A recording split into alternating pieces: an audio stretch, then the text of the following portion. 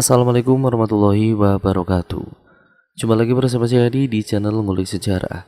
Dan pada video kali ini saya akan kembali lagi membacakan suatu kisah misteri yang kali ini masih tetap berjudul Rumah Tua di Tengah Hutan.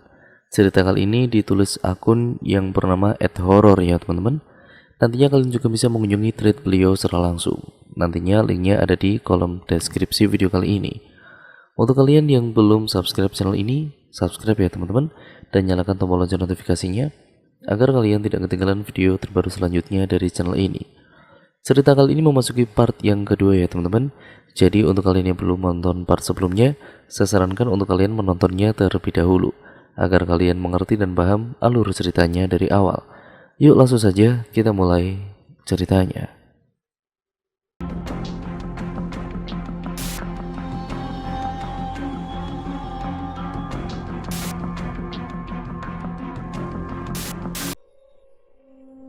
Tepat pada pukul 12 malam, Risa terbangun.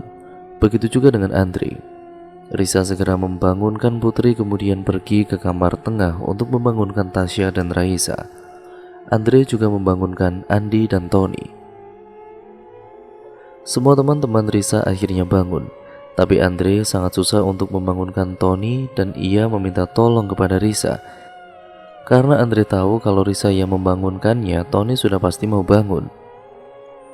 "Risa, lo bangunin Tony dong." "Gue udah bangunin tapi dia nggak mau bangun tuh," ucap Andre. "Is, kenapa harus gue yang bangunin dia? Males banget," ucap Risa.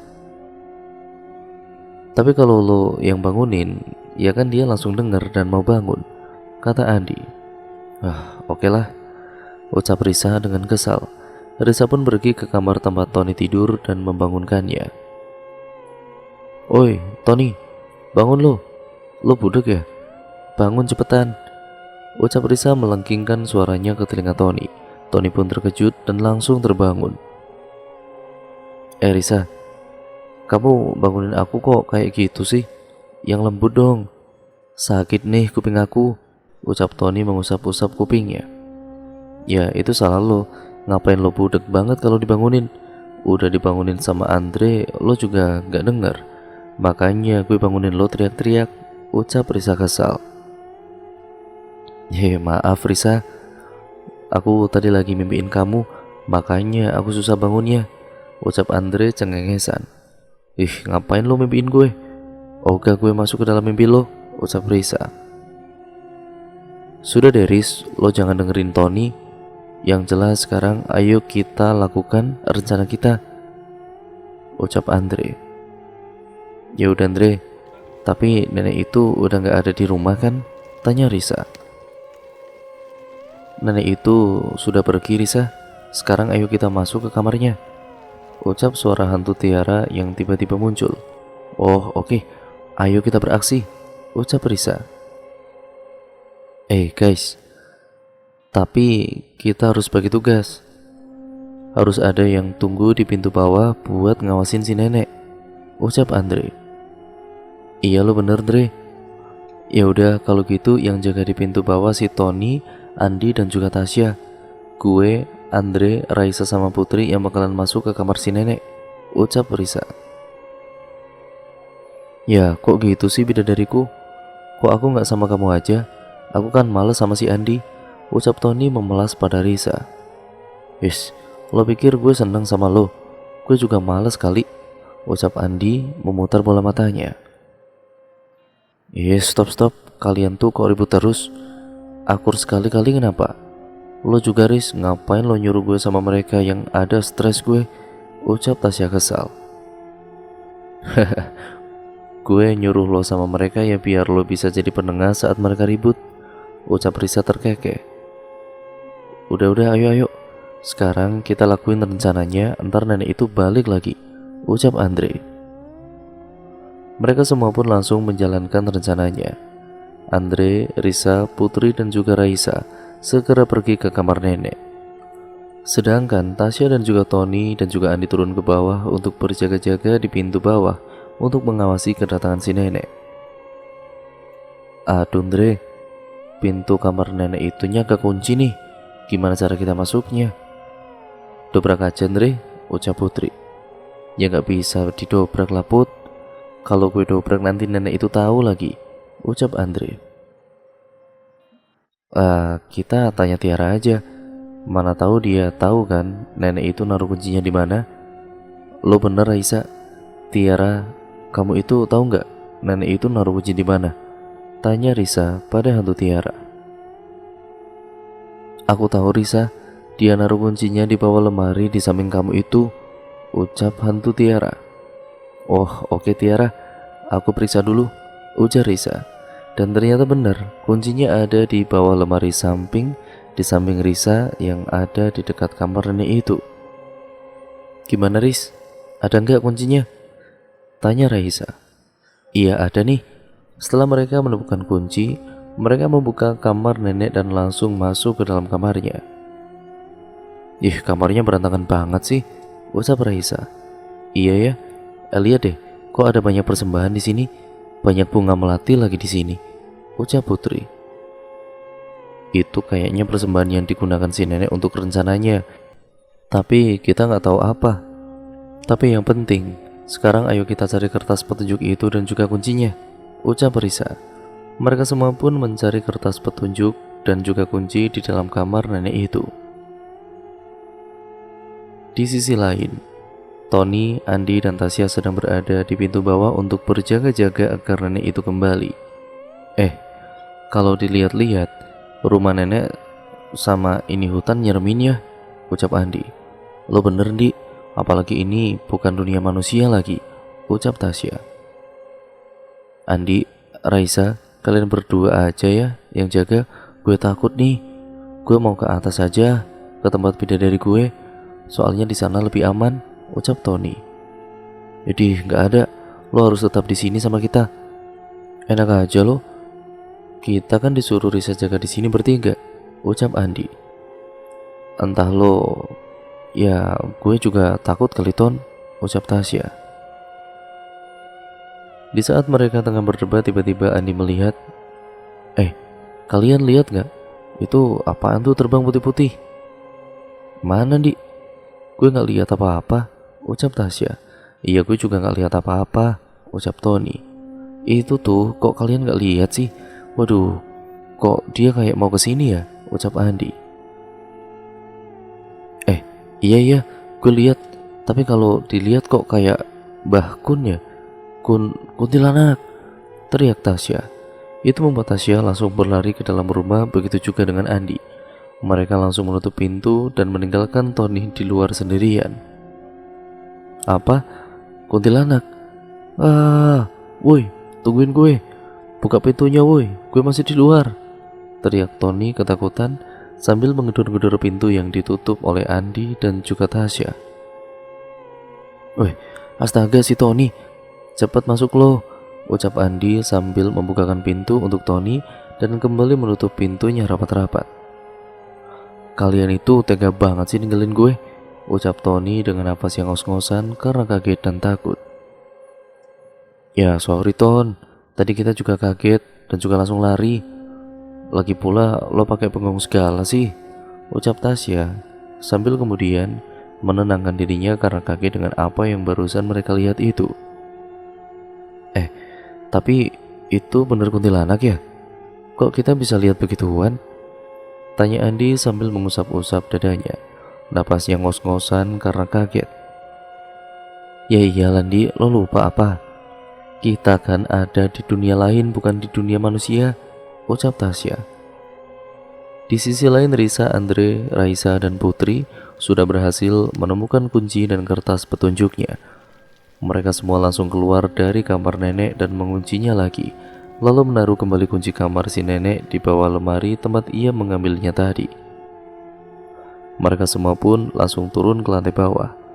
Saat tiba-tiba di lantai bawah mereka melihat Tasya, Andi, dan Tony yang ngos-ngosan dan ketakutan. Loh, kalian kenapa? Kok ngos-ngosan dan ketakutan begitu? Tanya Risa. Iya nih Riz, kita ketakutan begini ya karena tadi di luar kita habis ngeliat kuntilanak, ucap Tasya. Hah? Kalian serius? Wah Risa, gue takut, ucap Putri erat memegang tangan Risa. Iya kita serius, ucap Andi. Udah Put, lo gak usah takut. Lagi pula itu kuntilanak ada di luar, nggak di dalam sini juga. Ya udah kalau gitu kalian berjaga-jaganya di dalam rumah saja. Kalian pantau saja nenek itu dari jendela, ucap Risa. Iya Riz, kita tadi juga mikir gitu kok, ucap Tasya. Bidadariku, aku ikut kamu ya, please. Aku takut nih, ucap Tony merayu Risa. Enggak Ton, lo harus tetap mantau nenek itu sama Tasya dan juga Andi di sini, ucap Risa penuh penekanan. Tapi, ucap Tony. Belum selesai Tony berbicara, tapi sudah dipotong oleh Risa. Nggak ada tapi-tapian Ton, bentak Risa. Tony hanya bisa diam dan cemberut karena kalau Risa sudah membentaknya, ia bisa apa? Tidak mungkin ia melawan bidadarinya itu. Ya sudah, sekarang ayo kita pergi ke kamar itu, nanti keburu nenek itu pulang, ucap Andre. Iya Andre, kalian tetap awasi nenek itu di sini ya, ucap Risa pada Andi, Tasya dan Tony. Andi, Tony dan Tasya mengangguk. Kami kemudian langsung berlari pergi ke kamar dekat lemari yang merupakan tempat jasad Tiara berada. Mereka langsung membuka kunci pintu itu dan masuk ke dalamnya, dan alangkah terkejutnya mereka. Dan ketika pintu itu terbuka, ternyata di dalamnya ada Risa, ada tengkorak Riz, teriak Putri dan Raisa histeris. Mereka saling berpelukan erat satu sama lain karena ketakutan. Sedangkan Risa dan juga Andre hanya terkejut melihat tengkorak itu. Itu tengkorak siapa Riz? Tiba-tiba Andre bertanya. Ya gue juga gak tahu Andre. Itu tengkorak dari jasadku Risa. Tiba-tiba suara hantu Tiara muncul. Apa? Jadi ini tengkorak kamu Tiara? Tapi kenapa tengkorak dari jasad kamu bisa hancur seperti itu Tiara?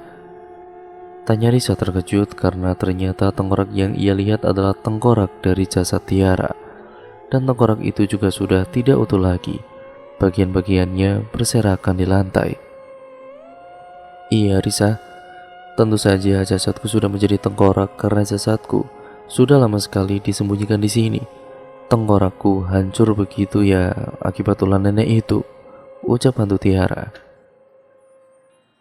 Aku sungguh prihatin dengan kamu Tiara, ucap Risa dengan sedih. Lihat deh, ini ada peti. Kira-kira di dalamnya ada apa ya? Tanya Andre sambil membuka peti itu. Teriak Andre setelah membuka peti tersebut. Loh, ada apa Andre? Tanya Risa sambil melihat ke dalam peti itu, dan Risa juga terkejut. Kalian kenapa dah? Tanya Tasya dan juga Putri. Mereka juga melihat ke dalam peti itu dan mereka juga terkejut dengan apa yang mereka lihat. Astaga Riz, kok ada jasad lagi di situ? Wah, gue takut Riz, ucap Putri ketakutan sambil memegang erat tangan Risa. Gue juga nggak tahu Put, kenapa ada jasad di situ. Tiara, kamu tahu itu jasad siapa? Tanya Risa pada hantu Tiara. Risa, itu adalah jasad cucu dari nenek itu, ucap hantu Tiara. Apa? Tapi kenapa jasad cucunya tidak dikuburkan dan malah disimpan di situ? Dan kenapa jasadnya tetap awet seperti itu? Bukankah jasadnya sudah lama sepertimu Tiara? Tanya Risa panjang lebar. Risa, itu karena... Belum sempat hantu Tiara menjelaskan, tiba-tiba Andi datang dan berkata bahwa nenek itu sudah nampak dari kejauhan dan mulai menuju ke sini. Apa? Aduh, gimana ini? Ucap Putri. Ya udah, ayo cepat kita masukkan tulang dari jasad Tiara ke dalam kantung ini, ucap Risa. Mereka semua langsung mengumpulkan tulang belulang dari jasad Tiara yang berserakan dan kemudian memasukkannya ke dalam kantong plastik. Setelah itu mereka semua keluar dari kamar itu dan langsung menguncinya supaya nenek itu tidak curiga. Mereka kemudian berlari ke lantai atas dengan cepat dan langsung masuk ke kamar mereka masing-masing. Riz, ini kunci kamar di bawah tadi gimana? Enggak kita taruh lagi di kamar neneknya? Tanya Putri. Enggak usah lah, itu kita simpan saja biar nenek jahat itu nggak bisa buka pintu kamar bawah itu lagi, dan dia nggak akan tahu kalau tulang belulang dari jasad Tiara sudah tidak ada di sana, ucap Risa. Ya udah, sekarang ayo kita tidur. Nanti takutnya nenek jahat itu ngintipin kamar kita lagi, ucap Risa lagi. Risa langsung tidur, begitupun juga dengan teman-temannya yang lain. Setelah masuk kamar, mereka semua langsung tidur karena takut nenek itu mengintip ke kamar mereka. Di sisi lain, si nenek sudah masuk ke dalam rumah dan ia memperhatikan semua kondisi ruangan di rumah itu. Semuanya terlihat senyap dan tidak ada yang mencurigakan, gumam nenek itu dalam hatinya.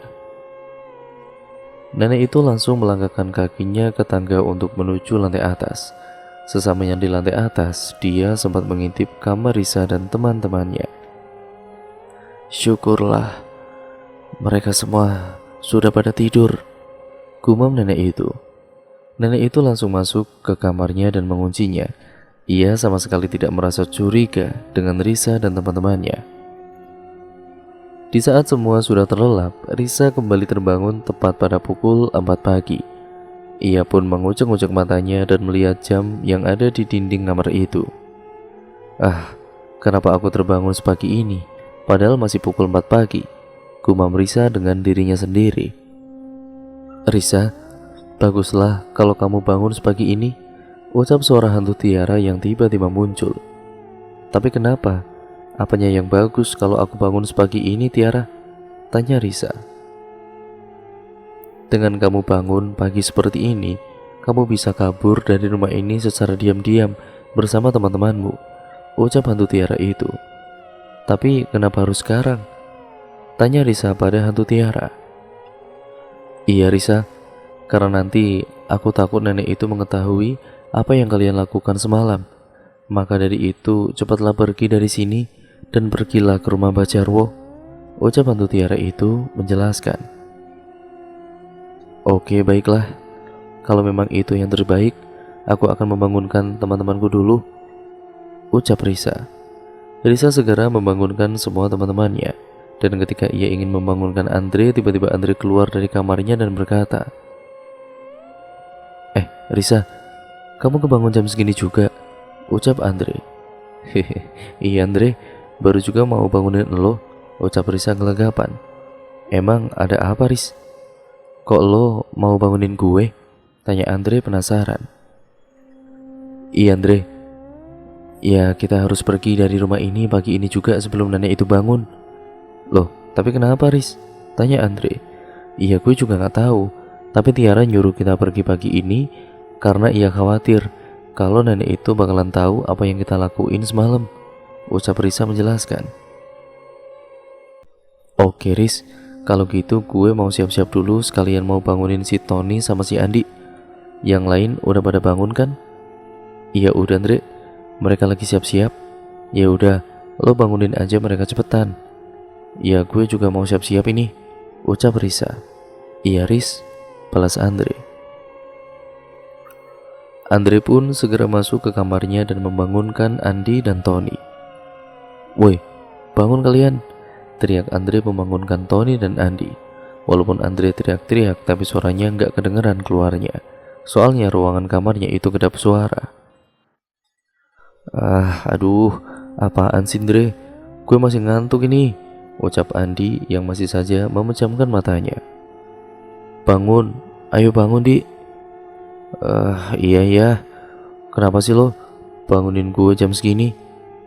Masih subuh banget tau, ucap Andi bangkit dari tempat tidur sambil mengucek-ngucek matanya. Iya kita harus pergi dari sini sekarang, buruan lo siap-siap, ucap Andre. Loh kenapa pagi banget? Kenapa nggak nanti aja agak siangan? Tanya Andi lagi. Nggak usah banyak tanya lo, buruan siap-siap, lo mau mati di sini, ucap Andre. Ya enggak lah, gue nggak mau mati di sini. Begitulah ucap Andi. Ia pun langsung beranjak pergi untuk bersiap-siap. Sekarang tinggal si Tony. Nih anak kalau dibangunin susah banget, gumam Andi dengan dirinya sendiri. Woi, Tony, bangun lo. ucap Andre melengkingkan suaranya di telinga Tony. Aduh, sakit banget kuping gue. Lo napasin Dre? Ngapain lo teriak-teriak di kuping gue? Ucap Tony langsung bangun dan kemudian mengusap-ngusap kupingnya. Ya abis, lo susah banget sih dibangunin, ucap Andre. Tapi ya gak perlu juga lo teriak-teriak di kuping gue. Sakit nih. Lagian ngapain lo gak minta bidadari gue aja yang bangunin? Kalau dia yang bangunin gue, ya langsung bangun gue, ucap Tony cengengesan setelah ia menyebut bidadarinya itu. Risa itu gak mau bangunin lo lagi, ucap Andre kesal dan langsung beranjak pergi. Main-main pergi aja lo, ucap Tony. Kok tumben ya? Si Andre kesal kayak gitu pas gue bilang suruh Risa bangunin gue. Apa dia cemburu ya? Gumam Tony dengan dirinya sendiri.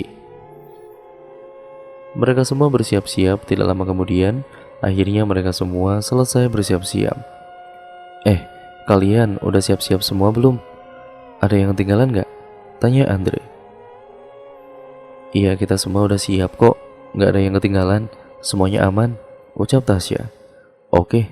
Oh iya Riz, kantong plastik yang berisi jasad Tiara itu kamu bawa kan? Iya ada kok.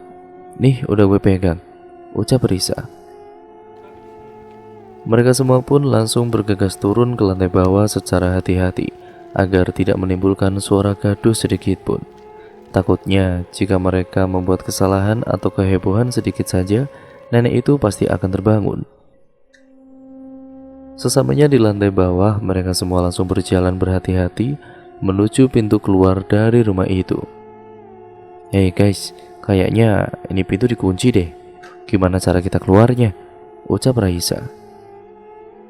Kalian tenang aja, gue tahu kok kuncinya nenek itu disimpan di mana, ucap Andi. Ya udah di mana, Di? Buruan lo ambil.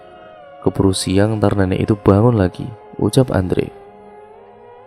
Andi pun melihat ke atas pintu dan di sana ada bandul yang dijadikan tempat kunci oleh si nenek. Lo kok tahu sih di mana kunci pintu rumah ini? Tanya Putri. Ya iyalah gue tahu, semalaman kan gue, Tony dan Tasya berjaga-jaga di pintu ini dan gue lihat ada kunci di bandul atas pintu ini, ucap Andi. Berarti nenek itu punya 2 kunci dong ya? Kan dia tinggalin kunci ini di rumah sementara dia pergi keluar semalam, ucap Raisa. Iya kayaknya sih, tapi gak usah juga lah kita pikirin itu. Ayo Di, buruan buka pintunya, nanti nenek itu keburu bangun, ucap Risa. Andi langsung membuka pintunya dan mereka semua langsung keluar dari rumah itu. Kunci ini kita bawa atau bagaimana? Tanya Andi. Bawa aja Di, mana tahu kan nanti berguna, ucap Tony. Iya bener tuh Di, bawa aja lah, ucap Risa. Aduh, perkataanku dibenarin sama bidadariku, meleleh deh jadinya, ucap Tony lebay. Yes, lebih banget sih lo, ucap Risa yang geli dengan perkataan Tony. Udah, ayo sekarang kita pergi dari sini, daripada nanti kita ketahuan sama nenek itu, ucap Andre. Mereka semua pun langsung beranjak pergi dari rumah nenek itu. Hari pun sudah menunjukkan pukul 5:30 pagi. Guys, kita mau kemana nih? Tanya Tasya. Gue juga gak tahu. Yang penting sekarang kita udah jauh dari rumah nenek itu, ucap Risa. Riz, mendingan sekarang lo tanya Tiara aja, kan dia tahu kita harus kemana, ucap Andi. Lo bener Di, Tiara, kamu ngikutin kita kan? Kamu tahu nggak sekarang kita harus pergi kemana? Tanya Risa pada hantu Tiara. Iya Tiara, aku ngikutin kalian kok.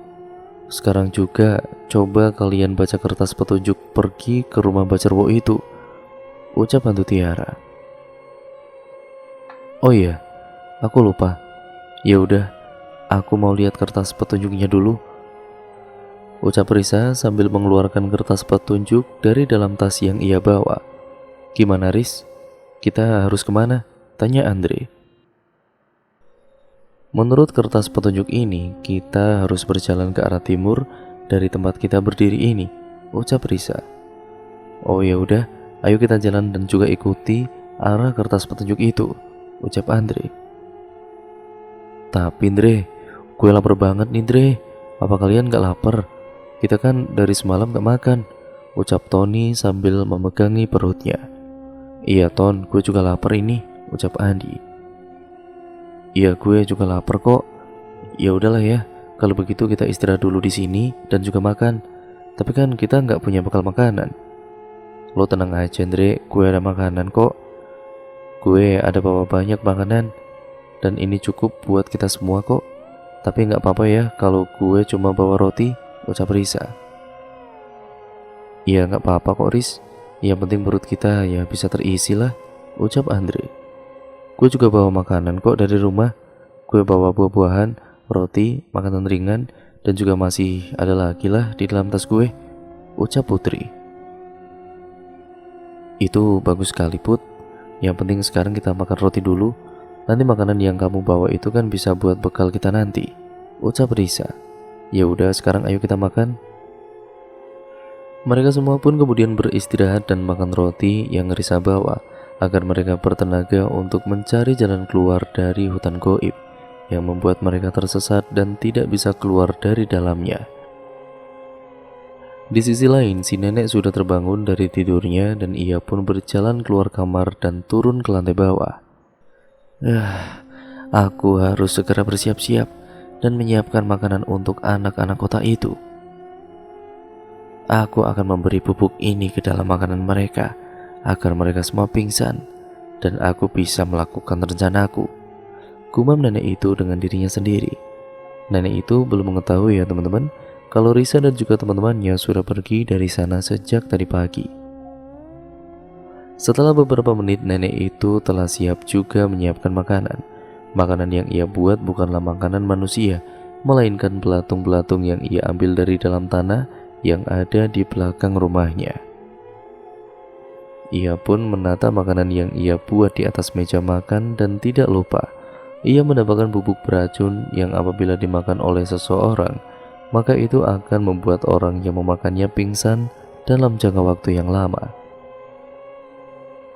Setelah siap menata makanan di atas meja, ia pergi ke lantai atas dan berniat untuk membangunkan Risa dan teman-temannya. Nak Risa, apa kamu dan juga teman-temanmu sudah bangun? Tanya nenek itu sambil mengetuk-ngetuk pintu kamar Risa. Namun, tidak ada sautan dari dalam kamar Risa. Nenek itu terus mengetuk pintu namun tidak ada sautan juga. Akhirnya nenek itu pun memutuskan untuk membuka pintu kamar Risa. Dan alangkah terkejutnya ia karena tidak menemukan siapa-siapa di dalam kamar itu. Ia juga mengecek kamar tengah dan kamar sudut yang ditempati teman-teman Risa, namun ia tidak menemukan keberadaan Risa dan teman-temannya. Loh, kemana mereka? Kenapa mereka tidak ada di dalam kamarnya? Apa mereka kabur dari sini? Atau mereka sudah mengetahui semua rencanaku? Ucap nenek itu bergumam dengan dirinya sendiri. Ia pun langsung mengecek semua ruangan di rumahnya dan mengecek kamarnya. Saat ia mengecek kamarnya, ia melihat kunci kamar bawah dan kertas petunjuk ke rumah Mbak Jarwo yang hilang dari kamarnya. Sial. Jadi mereka sudah mengetahui rencanaku dan kunci kamar bawah itu juga sudah hilang. Begitu juga dengan kertas petunjuknya. Kurang ajar. Dari mana mereka bisa mengetahui semua rencanaku? Umpat nenek itu. Aku harus segera mencari mereka, karena aku tahu mereka tidak akan bisa keluar dari hutan ini. Ucap nenek itu tersenyum licik. Nenek itu pun kemudian bergegas pergi keluar rumahnya untuk mencari Risa dan teman-temannya.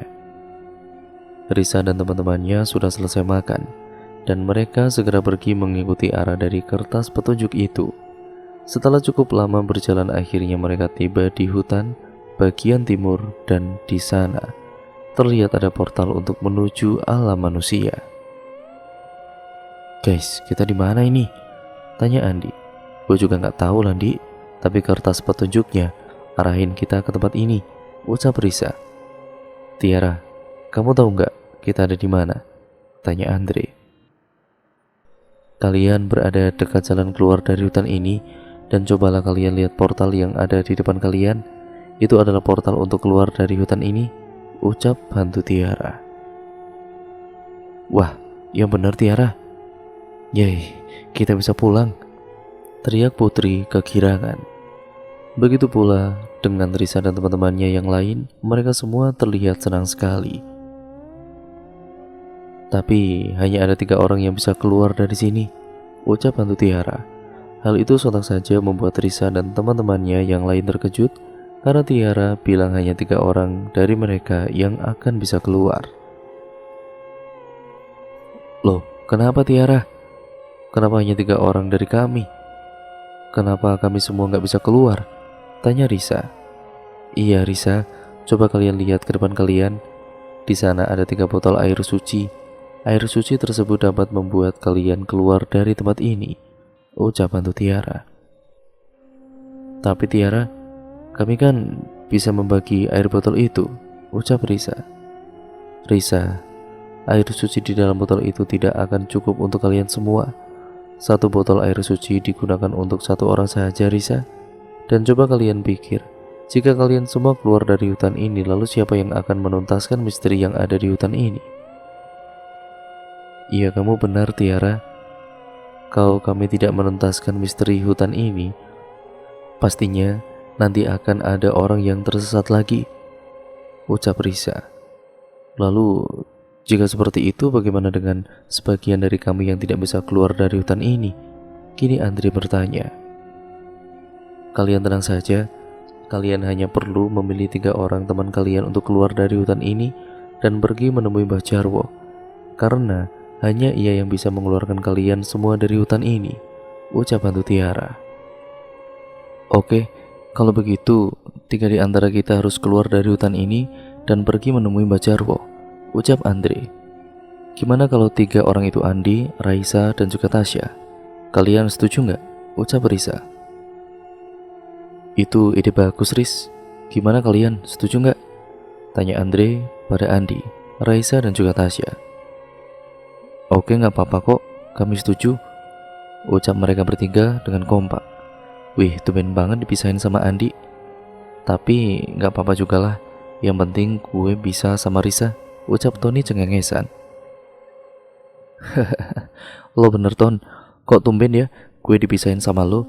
Biasanya kita kan disatuin terus, ucap Andi sambil tertawa karena ia merasa aneh aja. Biasanya kalau ada apa-apa pasti ia selalu bersama Tony. Ya iyalah, kalian dipisahin. Kalau kalian disatuin yang ada meledak ini dunia, karena capek dengar perseteruan kalian terus, ucap Tasya. Perkataan Tasya sontak saja membuat Risa dan juga seluruh teman-temannya tertawa. Ya sudah, sekarang ayo kalian bertiga basuhlah muka kalian, tangan serta kaki kalian dengan air suci itu, ucap hantu Tiara. Baik Tiara, ucap mereka bertiga kompak. Mereka bertiga langsung melaksanakan apa yang diperintahkan oleh Tiara. Oh iya, ini kalian bawa kertas petunjuknya ya, ucap Risa sambil memberikan kertas petunjuk itu kepada Andi. Iya Riz, ya sudah kami pergi dulu ya. Kalian jaga diri kalian baik-baik di sini ya. Kami akan bawa Mbak Jarwo secepat mungkin ke sini. Begitulah ucap Andi. Iya Andi, kalian juga harus hati-hati ya, ucap Risa. Andi, Raisa, dan Tasya pun segera melangkah ke portal. Di saat mereka sudah masuk ke portal, mereka bertiga langsung menghilang. Di sisi lain, si nenek sudah berjalan menelusuri hutan dan ia sudah mengelilingi semua hutan. Kemana anak-anak kota itu? Kenapa aku tidak bisa menemukannya? Ucap nenek itu bergumam dengan dirinya. Tapi ada satu jalan lagi yang belum aku telusuri, yaitu ke arah timur. Aku harus segera menelusuri jalan itu. Aku takut mereka akan lolos dan bisa keluar dari hutan ini, ucap nenek itu. Nenek itu terus saja menelusuri hutan. Di sisi lain, Risa dan juga teman-temannya memikirkan apa yang harus mereka lakukan untuk rencana mereka selanjutnya. Guys, sekarang kita harus apa? Tanya Putri. Iya ya, kita nggak bisa berdiam diri saja di sini. Kita harus melakukan rencana selanjutnya, ucap Risa. Risa, kamu dan juga teman-temanmu sebaiknya sekarang cepat pergi dari tempat ini dan bersembunyilah, ucap hantu Tiara tiba-tiba. Loh, kenapa? Ada apa Tiara? Tanya Risa. Iya, aku merasakan bahwa nenek itu sedang berada di hutan dekat sini dan dia mencari kalian, ucap hantu Tiara. Apa? Aduh, gimana nih Riz? Nenek itu pasti udah tahu apa yang kita lakuin semalam, ucap Putri ketakutan. Ya sudah, yang penting sekarang ayo kita pergi dari sini dan bersembunyi, ucap Andre. Mereka pun semua langsung pergi dari tempat itu dan pergi berjalan ke tempat yang agak jauh dari sana dan bersembunyi. Mereka mengintip sang nenek dari kejauhan. Dan benar, apa yang dikatakan oleh Tiara, nenek itu sudah tiba di tempat mereka tadi dan seperti mencari-cari mereka. Wih, benar apa yang dibilang Tiara, nenek jahat itu datang ke sini, ucap Tony berbisik supaya tidak kedengaran oleh nenek itu. Iya, Tiara emang benar, ucap Andre. Oh iya Tiara, sekarang kamu bisa ceritakan ke kami nggak kenapa nenek itu membunuh kamu dan ingin menjadikan kami tumbal? Tanya Risa dengan berbisik. Hal itu karena cucunya, ucap Tiara. Cucunya? Maksudmu cucunya yang sudah meninggal dan jasadnya ada di dalam peti itu? Tanya Putri berteriak. Hal itu sontak saja membuat Risa membuka mulut Putri karena Putri berteriak lumayan keras sehingga membuat nenek itu menoleh ke semua arah hutan itu dan mencari suara teriakan yang ia dengar tadi. Suara siapa itu? Apa itu kalian anak-anak kota? Tanya nenek itu. Risa dan juga teman-temannya hanya diam dan berusaha untuk tidak bersuara karena ia takut jika nenek itu nanti mengetahui keberadaan mereka. Hahaha, aku tahu kalian berada di sekitaran sini anak kota. Kalian tidak akan bisa keluar dari hutan ini, ucap nenek itu sambil tertawa. Dasar nenek jahat, lihat saja nanti kami akan bisa keluar dari hutan ini dan akan membunuhmu kalau perlu, ucap Risa dalam hatinya. Guys, gimana ini? Nenek itu terus berada di sana. Gue takut kalau dia akan menemukan kita, ucap Tony berbisik. Kita amati saja nenek itu dari sini. Nanti ia juga pergi, ucap Andre. Dan benar, nenek itu malah pergi dan mencari mereka ke arah yang berlainan dari tempat mereka bersembunyi. Syukurlah nenek itu sudah pergi, ucap Risa. Iya, oh ya Tiara.